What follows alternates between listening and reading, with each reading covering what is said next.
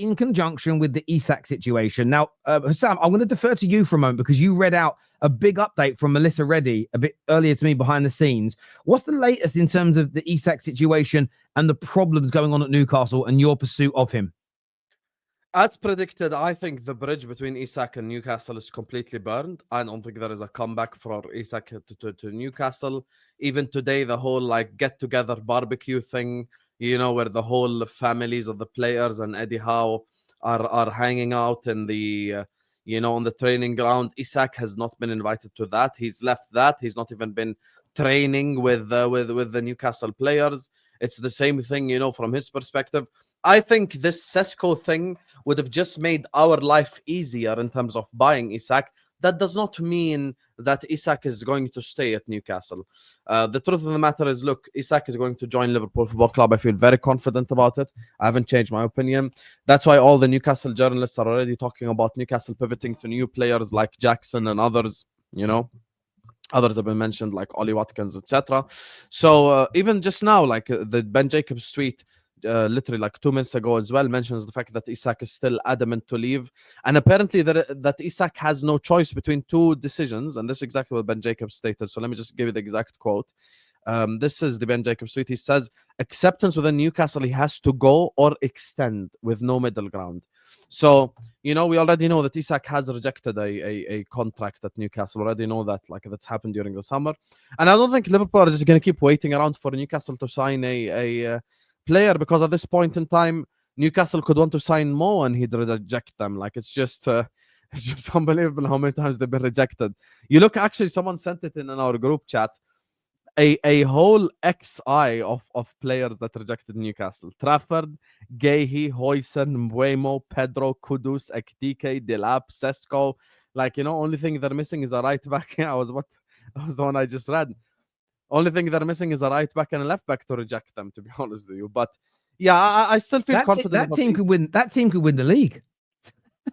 Well, I wouldn't go that far because I know. I'm only messing, but that's a lot of rejections. That's all good players, but like they can't execute. They have an executional problem, and I think actually, interestingly enough, that's what Melissa Reddy was pointing at in the article. Can Isak even trust his future in the hands of Newcastle United? I think it's his fault. I think it's his fault. I actually think, to be honest with you, I think it's Isak's fault that he did this. I see his point of trying to go to Liverpool. He is aspiring to win Ballon d'Or or be in contention to win Ballon d'Or, like Haaland did with Manchester City. But the way he treated the club, the strike, and all the problems and all the media and all the leaks about the new contract and Newcastle not wanting to give him more money and all the stuff, I think that is what is destroying the image of the Newcastle project, to be honest. And it's not Liverpool's fault. I'm repeating for the 50,000 times. Liverpool, all they did is they said, we want the better player. We want to increase our forward line's abilities, and we are going for one of the best strikers in the league. It's not their fault. Did you read what Melissa Reddy said before you carry on? I was reading because it now. The rest is the point you said, Mo. Can I read it to you, please? Read it to me, but it's just freaking I'll tell you, it's exactly what you're talking about. Listen to this. The frustration for Alexander Isak and his camp is that they feel they very clearly and respectfully informed Newcastle of the forward's desire to explore a fresh challenge well ahead of the summer. In doing so, it afforded the club the chance to attack the market on the front foot and secure a quality replacement long before it got to this messy point. It's not Isak's fault Newcastle have had a mayor, missing out on so many of their top targets. If anything, it probably hardens the belief that their approach and ambition doesn't align with his. There is no solid recruitment foundation. So according to Melissa Reddy, Isak has told Newcastle that he wants to leave a long time ago, giving them plenty of time to get a replacement, but they have been unable to execute in the transfer window. So that's not Isak's fault. Okay, so the response to you, in opposite to this, there was a lot of journalists during April, especially April and May, before Newcastle secured Champions League, that said that Isak will happily stay at Newcastle, right, if they secure Champions League football. And Isak is not for sale if Newcastle secure Champions League football. What the club did is that they secured Champions League football, and I think they assumed. This new information that is coming out, I don't know if it's true or not. You are right to believe Melissa Reddy talking now, or Ben Jacobs, or whoever, right? You believe. I am actually saying, and I'm going to More than repeat you believe. again, More than you believe. April, more than you believe. April, May. You remember Arsenal were talking about the dream signing with Isak, and Newcastle clearly said Isak is not for sale if we make Champions League because he wants to play Champions League. Yeah, but There according are to two Melissa opposite. Reddy, that he But informed them Melissa long Reddy is time ago. coming. Melissa Reddy is coming now to say this stuff. Yeah, because he informed them a long time ago, which we didn't know. But why this would Okay, why so this your was not claim brought is up? it's Isak's fault. So what if Isak told Newcastle, I want to leave How from are May, you sure? from June? How are you sure? How are you Okay, sure? but see, this is perfect question. How am I sure? How are you sure of the opposite? Maybe Because the Isak. opposite was said before in April and May. Okay, now the opposite is being said now. No. According According to the, her article is said long before the summer. Like he informed them what to translate what she said. She's saying that he informed them long before the summer. That means during the season, he already told them, I want to explore. But Newcastle and every journalist on earth told us that Isak is staying at Newcastle and he's staying at the club if they make Champions League. Tell me I'm wrong. Okay, that's okay, no problem. That's what Newcastle said from Newcastle's perspective. That wasn't the players' camp. Now, if we address the players' camp, we don't know. But according to reports, Isak could have went to Newcastle in June and told them, guys, I want to leave the football club. Because me and you both know big transfers like this don't suddenly happen. Let's all just be serious now. Terry, Mo, myself have been watching football for a long time. A massive transfer like this doesn't just all of a sudden, oh, by the way, guys, Isak wants to join Liverpool. Like, we know this is probably something that's been going on for a while. You could go probably as far as the Carabao Cup final, where, you know, we saw Van Dijk and Isak speaking to each other at the end of the game. I don't want to create too much speculation. But if you look at it from Newcastle's perspective, they have been targeting a striker from the start of the window.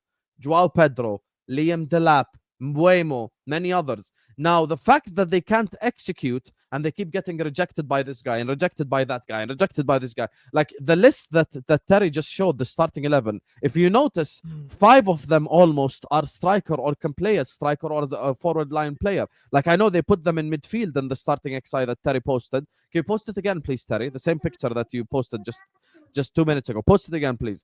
Ekitike, Delap, Sesko, Mbuemo, Joao Pedro. Those 5 players can play up top.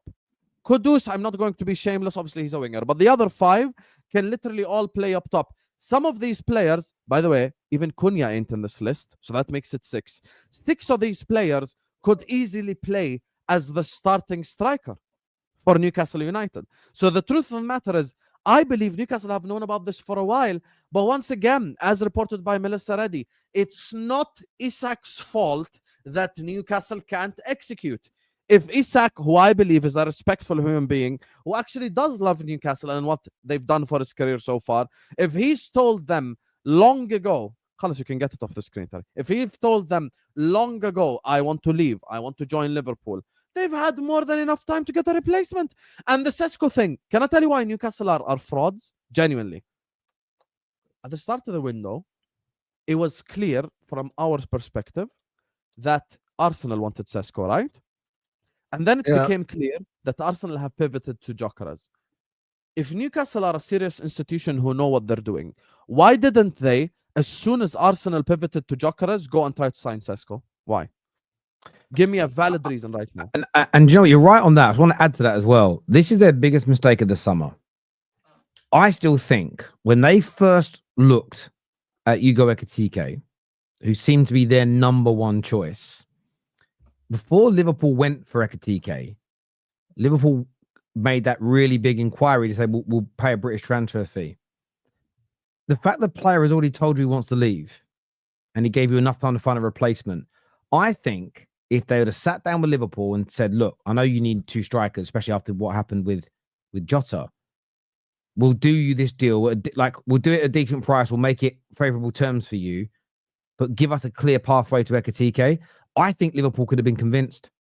I think Liverpool would have went, you know what? We'll get our main guy in early because there are probably other attackers you could have pivoted to that are of a similar level to Ekitike. Does that make sense? I mean, you guys also linked to Šeško, and I know, like you as an example, I know you think Ekitike is better, but I'm just giving you points of who you were linked to.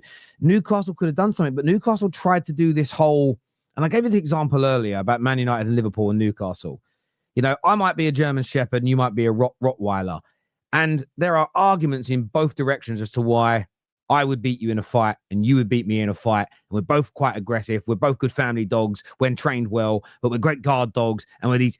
And suddenly this Yorkshire Terrier or this Chihuahua's barking at us. And for a minute, we look at each other and go, let's stop our snarling. And they took on Liverpool. They've taken on Liverpool and they've taken on Man United in all these head-to-head battles. And I don't even mean this in a horrible way. Your board have let you down because they have picked fights they couldn't win. Yes, David and Goliath is an amazing story. But I don't think a man who's 5 foot should be starting fights with a man that's 6'6", generally speaking. You know, David and Goliath shouldn't be something you live by. And they've been caught out here. They should have sat down, been humble, done a deal for Isak early, allowed themselves to get Hugo Ekitike. Because I still think there's a possible. I think part of the reason I think Liverpool were deliberating on their second striker. I think what partly made their mind up was the way Newcastle behaved. It went, you know what? We like him anyway. We're just going to go and get it done. We're going to come back for your player later in the window. And when that was said on this show, that's why I told you it was for the chess Liverpool. People didn't believe me. Mate, I agree. Everyone was like, Liverpool been done here. They bought Newcastle were keeping Isak and they've bought a lesser player and they'll pivot. And I just sat here and said, I think you're all misreading this. And it was because of Paul Joyce. Paul Joyce is the only reason I've ever believed this. The fact that with none of these links to Liverpool from April till now, is he ever once even slightly murmured that it might be over or it weren't true or this is all just speculation or they're wide of the mark. Oh, yeah, I got what you're saying. Yeah. Because Paul Joyce usually does that. By the way, we have Mo is so wrong. Just to finish my last little sentence. Sorry, Mo. You're wrong. This is not on Alexander Isak in any way, in any shape or any form. I believe the stories that he months ago said, I want to leave. I want to go. Please get this done. I think there was a promise on the extent of, okay, we'll get our ducks in a row. We'll get in our replacements. Then we'll let you leave. They have failed to get the replacements. Therefore, I understand why Alexander Isak is frustrated and is annoyed and is doing what he's doing now. Because Newcastle this summer, whether people like it or not, they have failed massively at board level. And I think there'll be other players in their squad right now potentially thinking, fucking hell, what's going on here? I've committed myself. I've got, this club chasing me. This club's linked to me. Told my agent, no, I want to stay. They might start looking at themselves and thinking, like Bruno G might look at himself and go, do I want to be here? Depends on who they now go and sign. Depends on what they now go and do. Are they going to be ready for the Champions League? The last time they were in the Champions League and had to play 2 games a week, their league form fell off. They need multiple years back to back in the Champions League. And I'm not blaming Eddie Howe. I'm not blaming the players. I'm not blaming the fans, really. I feel sorry for them. Their board have absolutely piped them. Absolutely piped them this year. I can't blame them. Let me just read you the latest Fabrizio update. Yeah. The desire of Alexander Isak is still the same. He wants to go to Liverpool. The reports on Liverpool not bidding again for Isak is not something I'm aware of.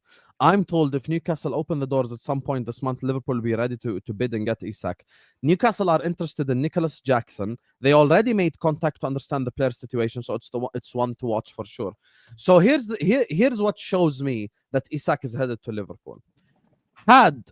Now, Seshko chose on Man United. Had the reports all been, guys, this is it. Isak is staying at Newcastle. Newcastle couldn't sign Seshko. I'd be like, okay, guys. Like, they couldn't sign Seshko and it's over. But instead, all the Newcastle journalists are coming out and saying that Newcastle are pivoting to other targets.